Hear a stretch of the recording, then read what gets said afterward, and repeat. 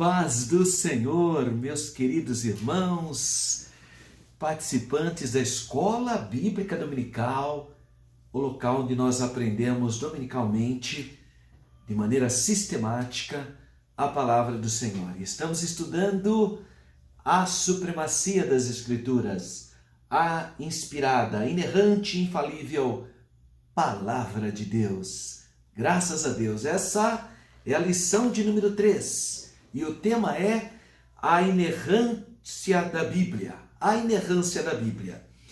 E dia 16 de janeiro de 2022, domingo, e o nosso textual está em Mateus, capítulo 5, versículo 18, que diz: Porque em verdade vos digo que até que o céu e a terra passem, nenhum jota, nenhum tio se omitirá da lei, sem que tudo seja cumprido.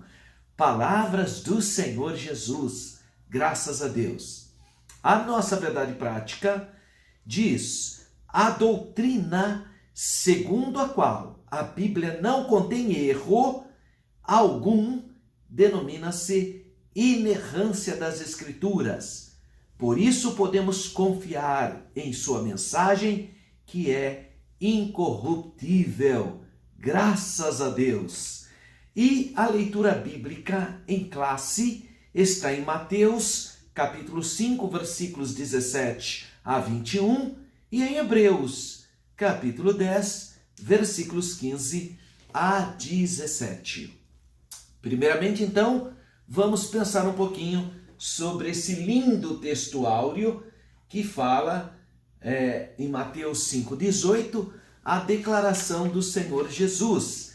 Porque em verdade vos digo que até que o céu e a terra passem, nenhum jota, yud, que é na língua hebraica, e nenhum tio se omitirá da lei, sem que tudo seja cumprido.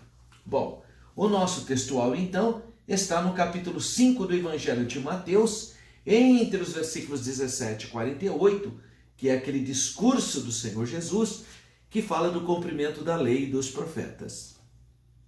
O Senhor Jesus não revogou a lei, nem os profetas, nem o Salmo, mas na verdade ele os cumpriu, graças a Deus. Jesus cumpriu as sagradas escrituras do Antigo Testamento. Tudo seja cumprido, diz Mateus 5,18. Então ele cumpriu. Essa declaração do Senhor não se refere a um tempo, quando a lei e os profetas serão revogados, mas sim que o Senhor Jesus cumpriu tudo o que a lei, tudo o que os profetas, tudo o que os salmos apontavam. Jesus é o cumprimento da lei, dos profetas e dos salmos. Em outras palavras, Jesus é o cumprimento do todo Antigo Testamento. Dos 39 livros do Antigo Testamento, Jesus é o cumprimento de tudo. Graças a Deus. Jesus disse que veio cumprir a lei e os profetas, conforme Mateus capítulo 5, versículo 17, que é o versículo que antecede o nosso textual. O que significa isso então? O verbo grego para cumprir é o pleruo. Pleruo significa cumprir, completar, encher. Jesus iniciou seu ministério terreno dizendo: o tempo está cumprido. Marcos capítulo 1, versículos 14 e 15. Diversas vezes encontramos no Novo Testamento a declaração como de João 19,36. Isso aconteceu para que cumprisse as Escrituras. Você encontra muito essa linguagem, porque o Senhor Jesus é o cumprimento das Escrituras. Que Escrituras que ele se refere? Antigo Testamento. Ou seja, lei, profeta e salmos. Porque o Antigo Testamento judaico estava dividido, ainda está dividido basicamente em 3 partes.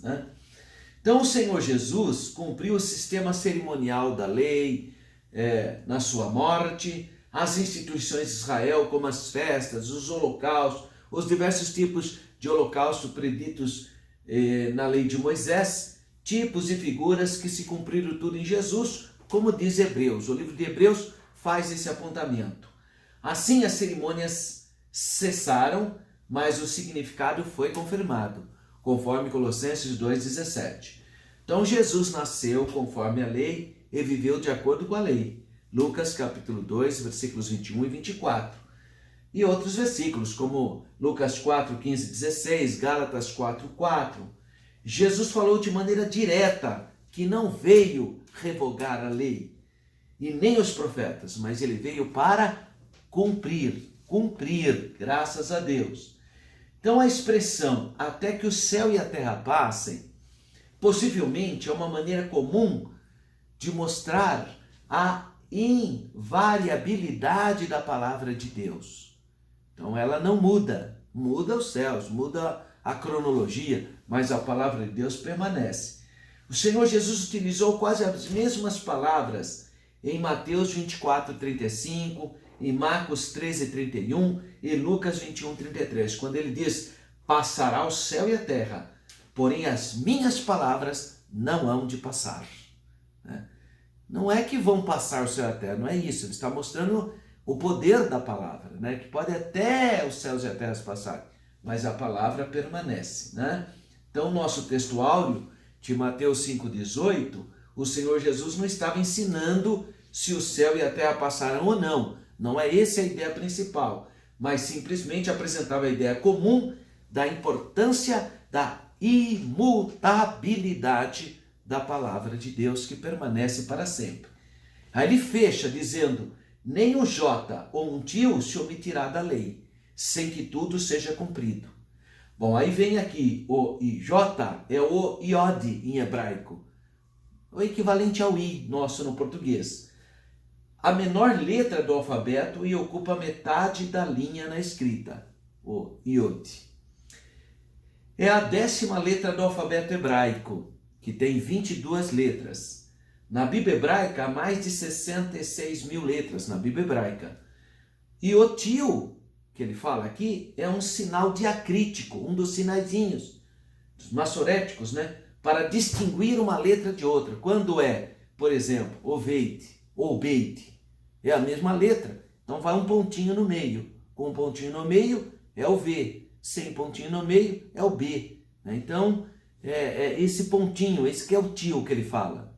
Então, nem o iud, que é a menor letra do alfabeto grego, só um risquinho assim, parece uma vírgula, só que não embaixo, não é no alto, e o sinal diacrítico, para diferenciar uma letra do outro, um pontinho às vezes. E ele fala que nem isso vai deixar de ser cumprido. Nenhuma parte da lei passará, nenhuma letra ou parte dela ficará em desuso, até que tudo seja cumprido. E foi mesmo cumprido na pessoa bendita de nosso Senhor e Salvador Jesus Cristo. Por isso que eu falo que Jesus é o nosso sábado, Ele que é o nosso descanso, Ele que é o nosso Salvador. É nele que nós temos fé para estarmos justificados e salvos pelo sacrifício expiatório de Jesus. Ele é a completude das Sagradas Escrituras. Muito lindo essa palavra do Senhor Jesus, Porque em verdade vos digo que até que o céu e a terra passem, nem um jota ou um tio se omitirá da lei, sem que tudo seja cumprido. Então essa é a ideia geral do nosso textual. Vamos para a introdução da nossa lição de número 3, a inerrância das Sagradas Escrituras. Infabilidade e inerrância são vocábulos que apontam a veracidade da Bíblia Sagrada. Infabilidade e inerrância indicam que a Bíblia Sagrada não falha e não erra. Significa afirmar que ela é a verdade em tudo o que diz, tanto em questões espirituais, quanto questões históricas, quanto questões científicas, qualquer coisa é inerrante. Nessa lição veremos a inerrância, a preservação e a verdade da Bíblia Sagrada. Interessante que os cristãos bíblicos se reuniram em Chicago e fizeram a declaração da inerrância da Bíblia, que eles criam na Bíblia como inerrante, infalível palavra de Deus. E não só nas partes, porque tem igreja que só acredita naquilo que lhe interessa. Não pode ser assim, irmãos. Tem que crer na Bíblia toda. Então, primeiro, o que é a inerrância da Bíblia? Você precisa ver essa palavra? Inerrância, o que é isso? Ué, que a Bíblia não tem erros, né? Então, 1.1, vamos para o conceito da palavra inerrância bíblica. Inerrância é a doutrina segundo a qual a Bíblia não contém erro algum. Não tem erro. A palavra de Deus significa que ela é verdadeira. Verdadeira. Então, a Bíblia é uma verdade absoluta.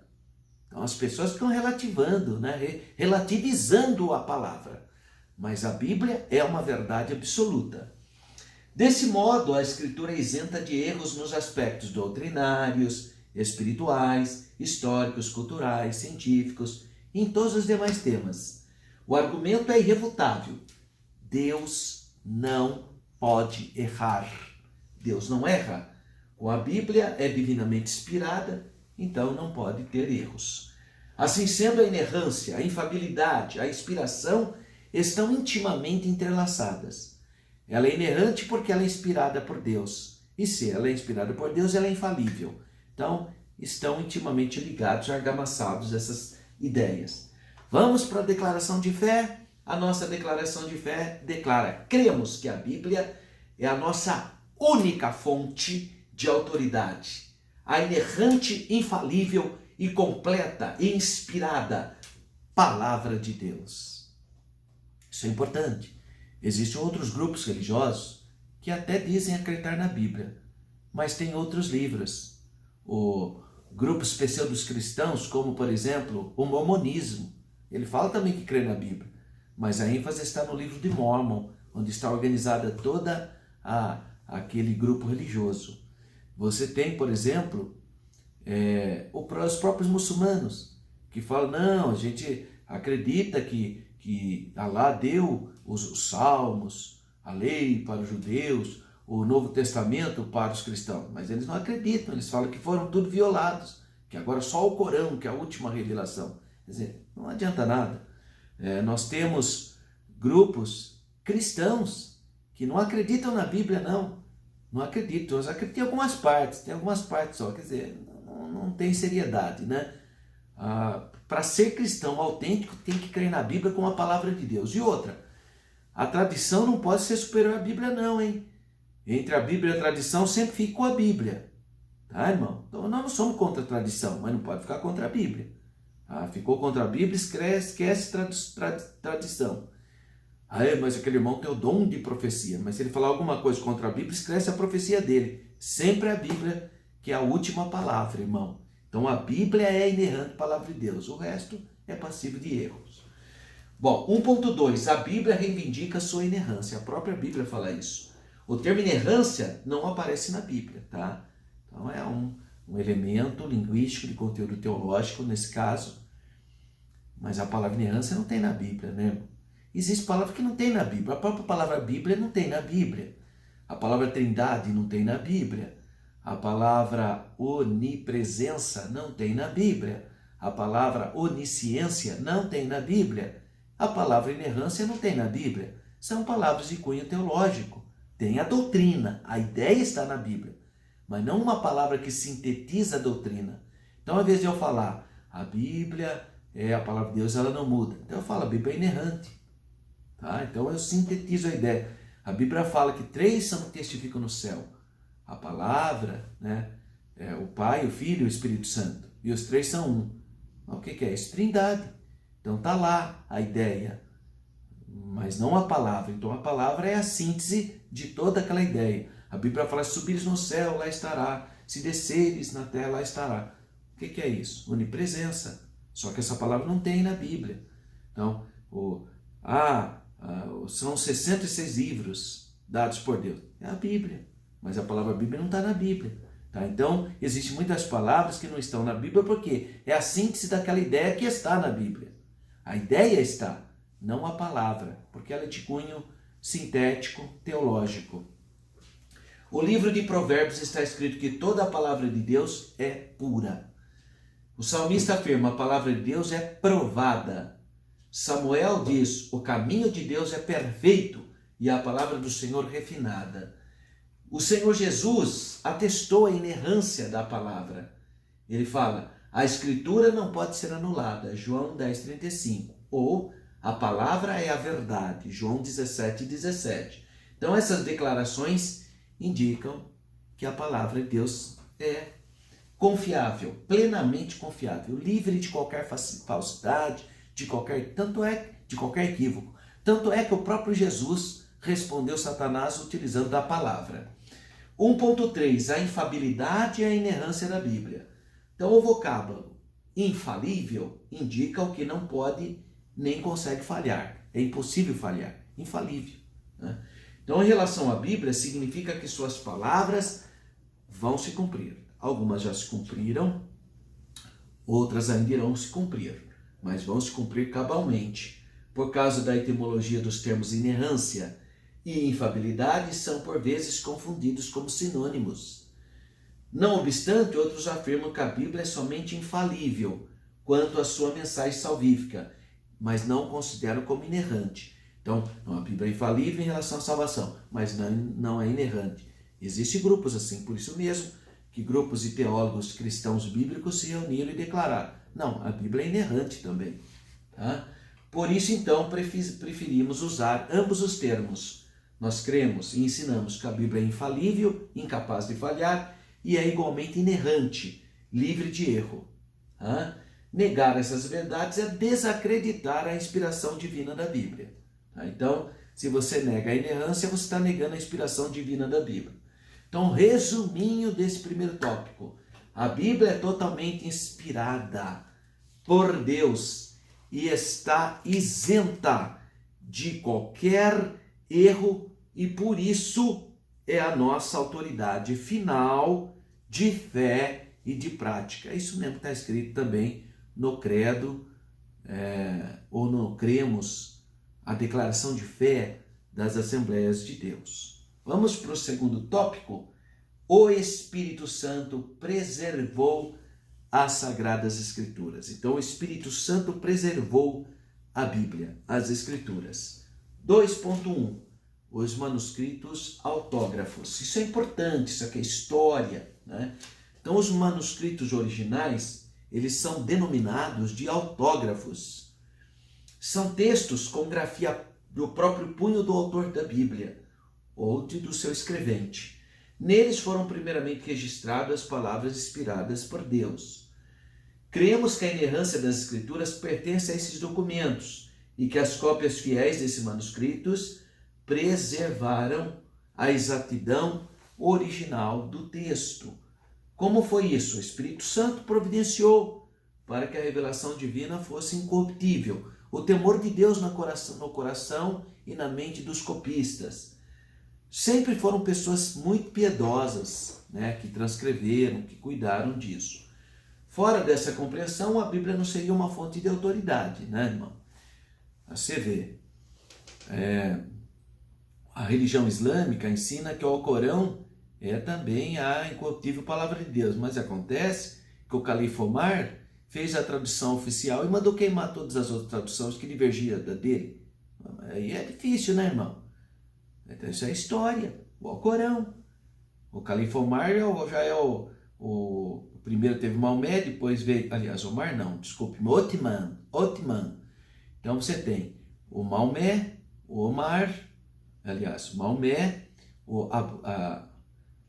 o genro dele, né, o Abu Bakr, aí depois Omar, e depois o quarto califa, né, considerando Maomé, né? Então o terceiro califa, não considerando Maomé. Então você tem Maomé, Abu Bakr, Omar e Uthman. Uthman foi o que apresentou a versão final do Alcorão, mandou queimar todos os outros, só ficou com esse que existe até hoje. Mas aí ele padronizou a cópia, né? Agora a Bíblia não foi assim não teve alguém que pegou e queimou as outras cópias, isso não foi desse jeito não, né? Completamente diferente a canonicidade da Bíblia. 2.2, os manuscritos apócrifos, os manuscritos apógrafos, apócrifo não é puro, são aqueles livros que não são inspirados por Deus, isso aqui não é apócrifo, é apógrafos, tá? A cópia dos manuscritos originais, então, são chamados de apógrafos. São as cópias dos manuscritos originais. Tá? São palavras parecidas, né? Apócrifos são livros não inspirados. Apógrafos são os inspirados. Tá? Atualmente, então, existe mais de 25 mil cópias de manuscritos, a maioria deles em hebraico, grego e latim. São partes, né, dos manuscritos. Os escribas judeus transcreveram os originais do Antigo Testamento com uma precisão. Irmão, olha, eu levo todo ano um grupo de irmãos que têm condições econômicas para visitar Israel. É impressionante, a gente leva eles no Museu do Livro, lá em Jerusalém, perto do Museu de Israel. Lá tem, irmão, uma exposição, e a cópia do livro do profeta Isaías, que foi achado lá em Qumran, meu Deus do céu, é da época de 200 a.C. É igualzinho o livro de Isaías que você tem aí na sua Bíblia. Tá? Então eles preservaram de maneira milimétrica. Então isso gera confiança e credibilidade. Né? Então nessa perspectiva, cremos que o ato de inspiração aconteceu uma só vez na redação primária, nos autógrafos, mas a qualidade dessa inspiração foi preservada nas cópias dos originais. As cópias são os apógrafos. Tá? Assim sendo, a versão da Bíblia é fidedigna aos originais. Não deixou de manter a exatidão real do significado das santas palavras inspiradas por Deus. Então nós temos os autógrafos, que são os originais, e depois nós temos os apógrafos, que são as cópias dos originais. Agora, 2.3, agora sim nós vamos falar dos apócrifos e dos pseudoepígrafos, ou também, existe também dos chamados deuterocanônicos. Né?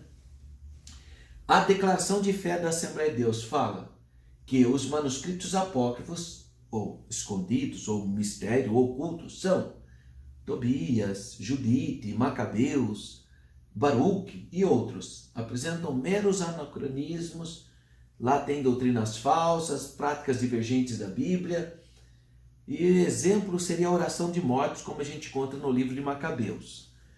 O pseudepígrafo, falsos escritos, entre eles a Assunção de Moisés, Apocalipse de Pedro, foram produzidos por autores anônimos. Isso não faz parte da Bíblia. A Bíblia não tem livros na Bíblia anônimos. Está lá o nome. Você vê o grupo religioso Testemunho de Jeová, não põe o nome dos tradutores lá da Tradução Novo Mundo, dizendo que eles são muito humildes, toda a glória pertence a Deus. Olha que coisa estranha. Na verdade, eles não puseram nome porque quem traduziu não tinha capacidade na língua hebraica e grega para fazer isso. Porque, na verdade, eles fizeram uma paráfrase da Bíblia. A Tradução Novo Mundo é uma paráfrase dos textos sagrados, não é a tradução. Eles falam que é o mais refinado. É nada, irmão, é tudo paráfrase. Não funciona desse jeito. Agora, a pessoa não põe o nome, não, é porque toda honra, toda glória pertence a Deus. Então Isaías está errado, porque Isaías pôs o nome dele, o livro do profeta Isaías. Então ele não queria que toda glória pertence a Deus. Então mas desculpa furada de quem não tem autoridade, quem não tem... Imagina, irmão, o médico vai escrever um livro sobre medicina e não põe o nome dele. É porque toda honra, toda glória pertence a Deus. Que história é essa? Você tem que pôr para as pessoas poderem falar, essa pessoa tem capacidade para escrever isso. Tá cheio de gente assim hoje, irmão. Falando coisas sem pé sem cabeça. Escrevendo coisas sem pé sem cabeça. Tá cheio de fake news, irmão. Outras pessoas que não tem, sabe que ninguém vai acreditar nele, sabe o que ele faz? Foi o doutor Beltrano, doutor Ciclano, tudo mentira. Faz isso porque ninguém vai acreditar nele, né? Aí ele cita outro nome. Então, muito cuidado. Hoje a gente recebe muito fake news. As pessoas mandam muito para mim. Fulano de tal falou que a vacina não é confiável. Tudo mentira, irmão. Tudo mentira. Imagina, irmão, vacina não é confiável. De onde que a pessoa tirou isso? Claro que é confiável. Você acha que o Estado de Israel, com as suas melhores universidades, como a Universidade Hebraica de Jerusalém, iria mandar vacinar todas as crianças do país se não fosse confiável? Quer dizer, a pessoa não tem juízo, né? Falar uma bobagem dessa, né? Fala que a vacina não é confiável. Como que não é? Israel fechou 2 semanas para vacinar as crianças de 5 a 9 anos.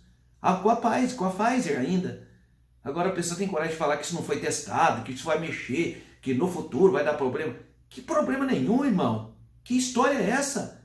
Você desconfia dos cientistas de Israel que mandou vacinar toda a população?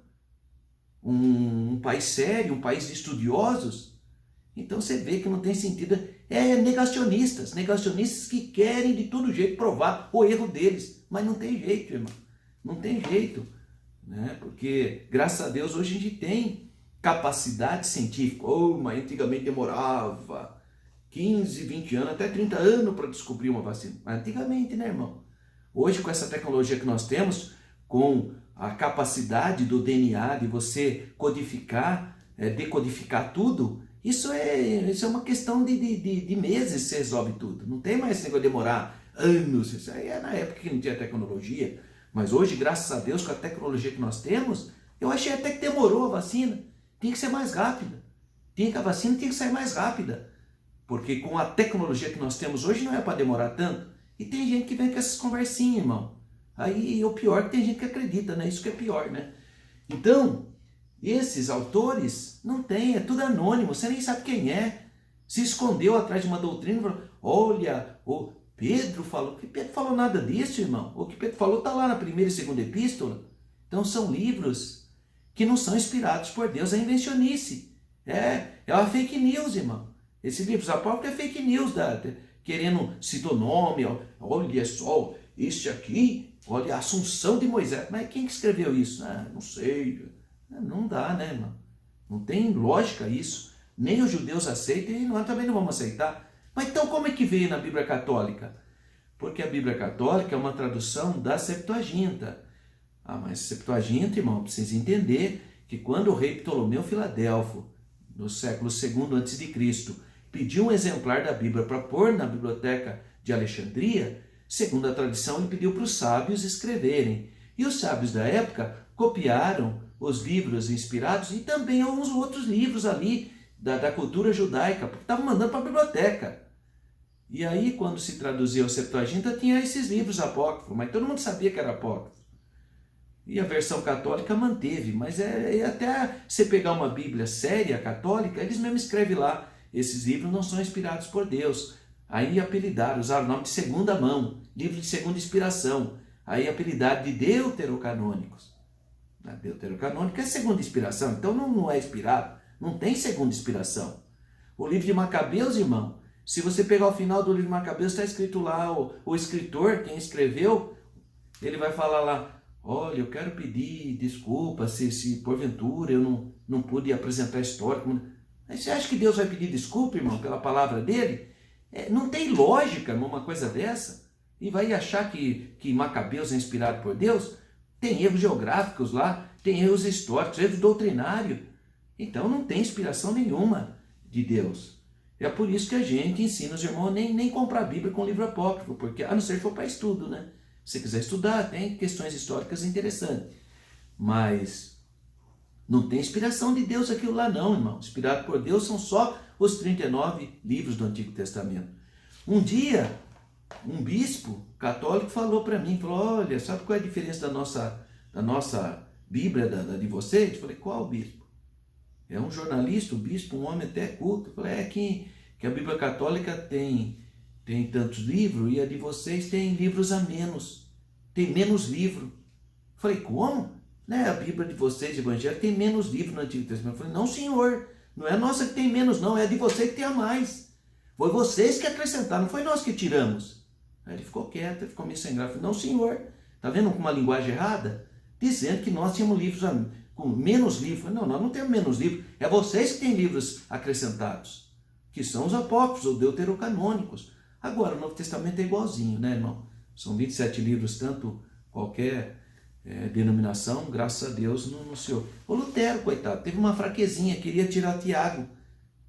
Chegou a chamar a epístola de Tiago de epístola de palha. Olha que simplicidade. Mas graças a Deus que ele mesmo viu que foi uma bobagem que ele falou e aí não tirou. Mas quase que ele tira o livro de Tiago do Novo Testamento, só porque ele achava que Tiago contradizia a ideia da justificação pela fé. Porque Tiago fala que a fé sem obras é morta.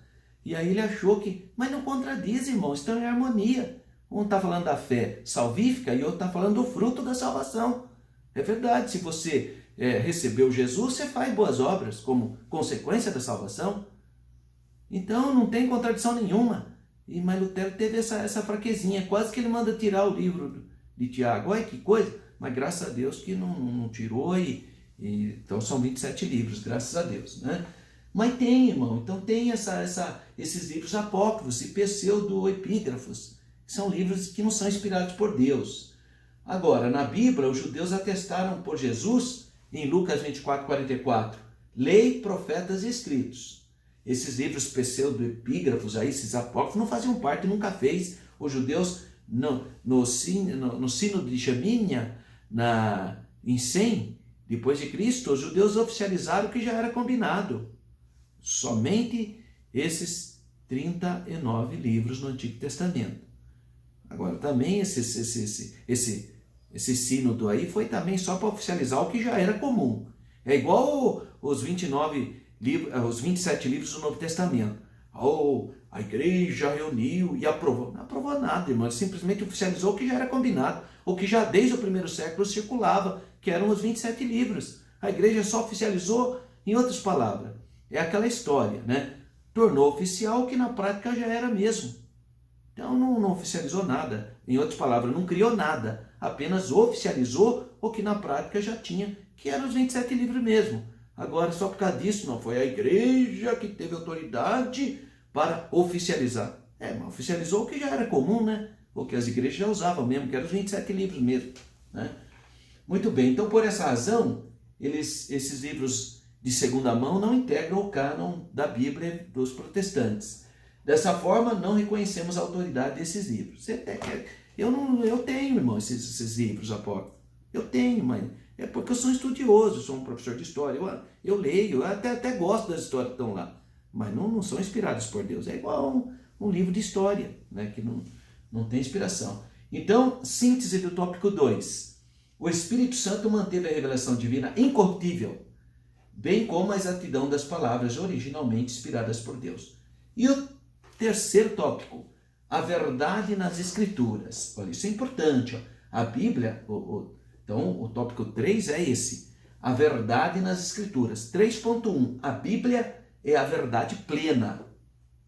Então a palavra hebraica da verdade é emet, significa confiável, correto. O vocábulo grego é aletheia, que é a verdade, no sentido de fidedigno, real. Então a Bíblia ensina que Deus é a verdade. Portanto, a palavra de Deus é a verdade. A tua palavra é a verdade, né? O escritor aos Hebreus declara, é impossível que Deus minta. Hebreus 6,18. E também a declaração de Paulo, quando ele fala, seja todo homem mentiroso, seja Deus verdadeiro e todo homem mentiroso, né?